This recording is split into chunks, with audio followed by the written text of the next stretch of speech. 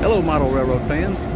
Today I am in Orville, Ohio, and I am at the Orville Railroad Historical Society, and I just got to ride in the cab of this beautiful GP7 locomotive.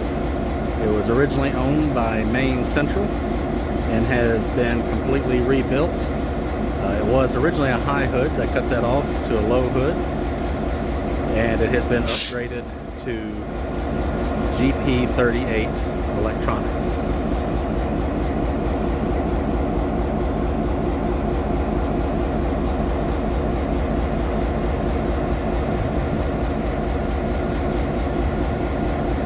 All right, model railroad fans, take care.